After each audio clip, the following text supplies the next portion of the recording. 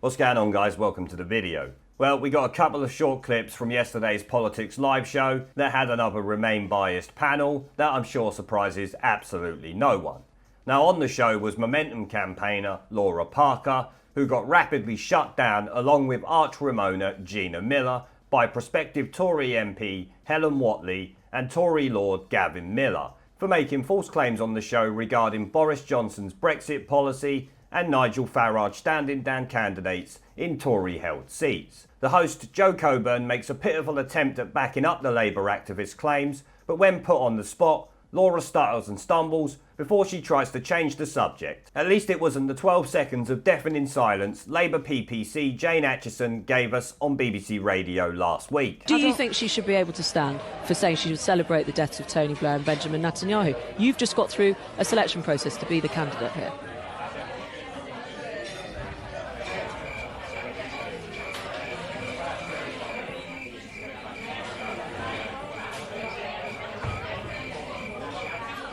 I think I'd like to talk to her. In what seems to be a common theme for Labour activists and MPs, Laura tries to make the blatantly false claim Boris Johnson has gone back on his Brexit promises, referring to the video he released last week, where he was talking about a free trade agreement and leaving by the end of next year. Laura claimed he did that so Farage would stand down parliamentary candidates in Tory seats, which is not likely to be true.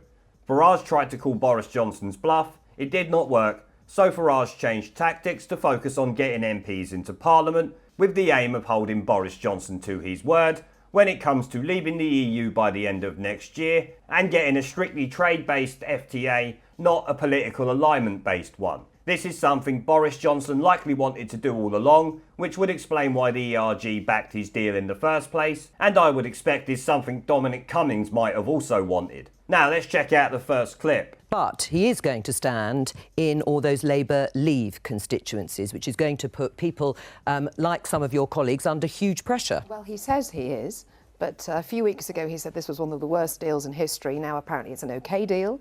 10 days ago he issued an ultimatum. It looks like the Prime Minister capitulated.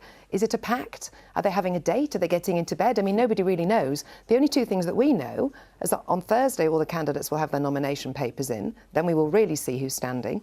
And then we'll look at the policies. So there we heard Laura's baseless claim that Boris Johnson capitulated in the face of Nigel Farage's threat to run 600 candidates, which of course is not true.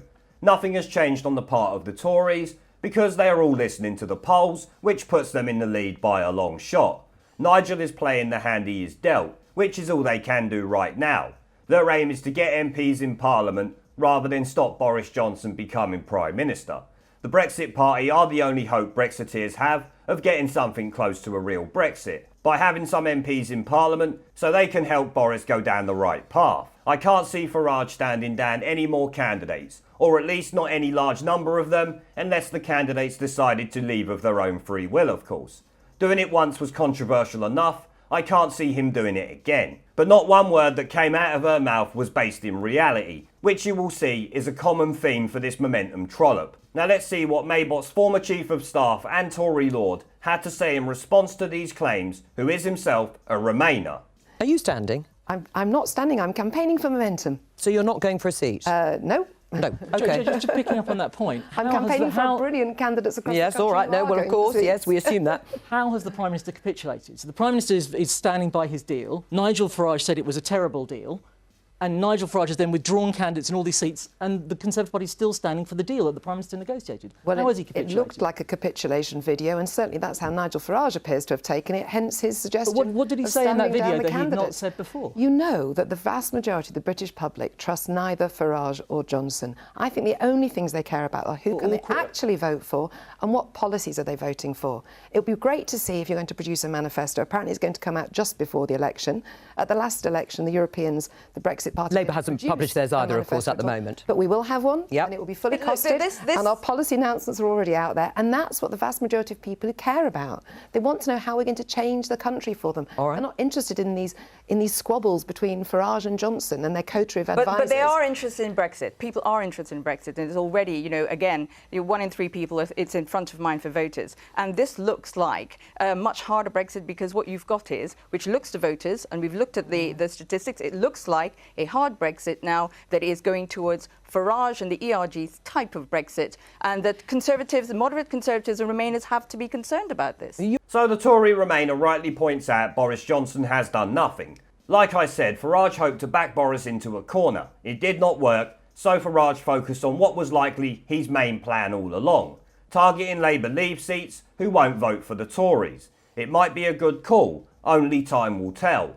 Regardless of our thoughts on the deal, the fact of the matter is Boris Johnson has not changed his tune about it. He still wants to push it through, and that is not going to change. I'm not really sure how this Labour activist reached her conclusion that Boris Johnson capitulated though. There was nothing in his statement about leaving next year or wanting a free trade deal that is a capitulation or even a change of heart. Like I said, I would bet it's been a condition of the ERG's support for this so-called deal, and something Cummins has been pushing for all along. A Tory majority could make this a lot easier, depending on how they play it should they get a majority. Instead of answering why she claims it's a capitulation, she tries to discredit Boris Johnson and Nigel Farage's public trust, which is funny for 2 reasons. First, it shows she cannot back up her own bullshit claims, and instead tries to change the subject in what seems to be a common theme for the Labour Party when they are called up for making up fantasies. Secondly, not once did she mention the Labour leader Jeremy Corbyn during her response about public trust, or for that matter, she didn't even mention Brexit. I wonder why. Might be the same reason the Corbynated chicken was not included on campaign leaflets recently.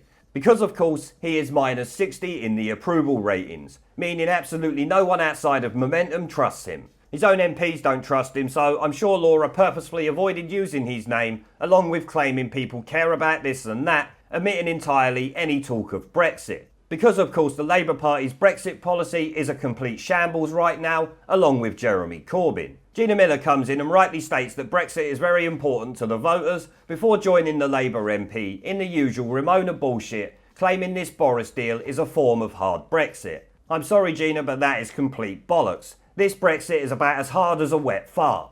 It has the possibility of becoming a hard Brexit, but that is still a very remote possibility at this point. With a Tory majority, the EU are going to have to play ball if the Tory party decide to make some real demands, or we leave with no deal in January 2020 or December 2020, depending on when Boris went down that route, if he ever did. A lot depends on the election, so no, as it stands, the deal is still a very soft Brexit, only slightly better than Maybot's. But, like I said, it has the possibility open to it that could make it either a no-deal Brexit or a simple FTA with no political alignment. Both soft and no-deal or FTA Brexit are still possible. The latter two are the least likely as it stands. Brexit Party MPs will be key to us getting the best Brexit possible, I feel. If first past the post system does not screw the Brexit Party over, of course. That is always possible. No deal is on the table again. It's always been there until you get the whole thing finally solved. That's always been the case. But your question was, is the Conservative Party now the Brexit Party? Yeah. And I think it depends what you mean. If you mean, are all the Conservative candidates standing in this election wanting to deliver Brexit? Yes. Those people in the party that wanted a second referendum, stopped it, have either defected or they've been stopped from standing again. But if you mean the Conservative Party has adopted Nigel Farage's agenda, that's not true. Nigel Farage has backed down without the government shifting. Well, that's what you say, and of course your opponents and There's critics nothing would in that say video that is a change from what Boris otherwise. Johnson has been saying. Exactly. There's nothing. There is no. What is the change in policy in that clip that we saw that is different from what Boris Johnson was saying 2 or 3 weeks ago? Would you like to say something about the issues that people really care Well, about? hang on. And about... So the Tory MP essentially said what I have already stated in this video, but Arch Ramona Joe Coburn still tries to back up the Momentum spunk trumpets claim that Boris Johnson has changed his stance when he obviously hasn't. I wish he would change and go no deal, but unfortunately, reality tells us very different. It really seems too many politicians and mainstream media hags have decided to join Joe Swinson's fantasy politics, making claims that are really not based in reality. When Maybot's former shitweasel chief of staff asked Laura to explain how Boris Johnson has changed his stance, She takes a moment to realise she cannot back it up before changing the subject because she knows he has her bang to rights on this imagined bullshit. Now, let's hear Gina Miller talk some crap because she can't let this momentum bin take all the limelight. So no. But I was telling you what the feedback is from the voters, because we've run it through all the algorithms, we've looked at everything, and I'm telling you what the perception is, because that's what we're looking at in this election. It's not just what the polls say, it's actually what people are picking up. And people have seen the move yesterday as being a move towards Farage rather than the other way around. Rightly or wrongly, that is what the public are picking up. So I'm just feeding that back to you. That may be the perception, I just don't think it's an accurate one. Right, but you accept that that's how people may see it. I mean, and they're already calling the Remain alliance. This is a Trump alliance between Donald Trump, Nigel Farage and Boris Johnson. Well, this is because it's in certain parties' interest to try and paint this perception. So they're kind of encouraging a false conclusion. But what we can do here I'll come back to you. is actually set out what is the case. You know, we don't need to just repeat back things that may or may not be true. What we can do is say what is the case. And as is quite clear, no, Boris Johnson's position on Brexit hasn't changed. It's all about leaving with a deal and negotiating a long-term free trade agreement. Well, Gina Miller starts off claiming she knows that people think Boris Johnson has backed down because she has the numbers. I'd love to know where she got these numbers and how they represent the whole country, considering I bet she took no data from any of my viewers to gauge their opinions. The video was not a move towards Farage, it was a response to the EU claiming it will take more than 3 years to get a trade deal. That was Boris telling voters, don't worry, if the EU don't play ball, we will just leave. Now it's down to you if you believe that. But at least we have it on record that he has stated we will leave at the end of December 2020. Now Boris has the election he wanted, he can be slightly more aggressive towards the EU in his rhetoric if they talk shit, which is likely why he pointed at no political alignment, because it sends a big fuck you to them and keeps some Brexiteers on his side, since a lot of them, like us, don't like his deal. We have to remember now the ball is in Boris Johnson's court should he get a majority, unlike before when he was a puppet to Parliament.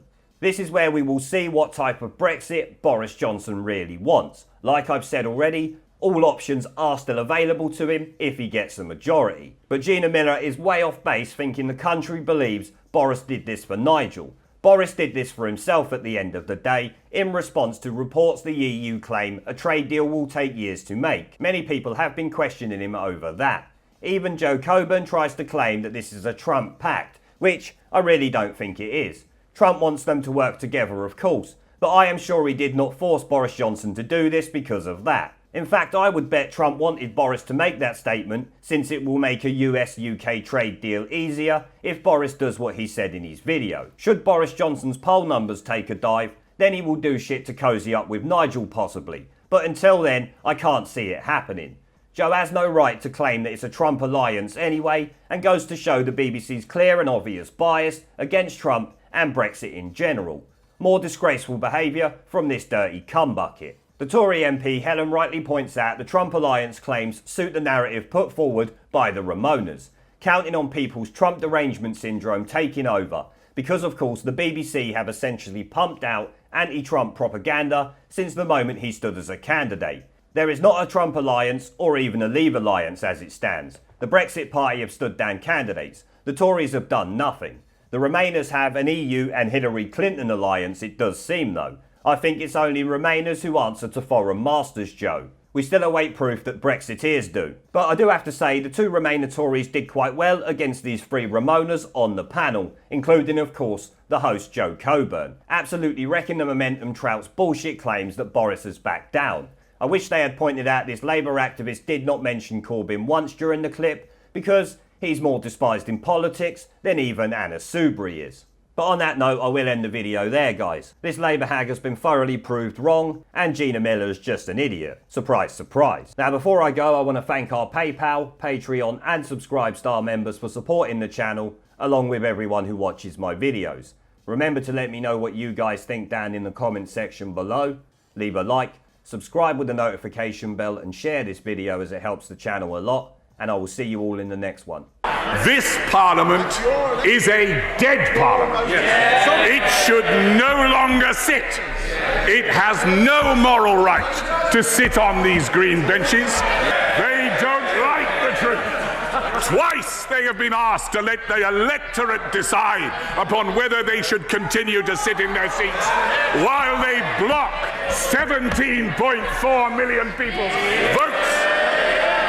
This Parliament is a disgrace. But they're too cowardly to give it a go. But the time is coming.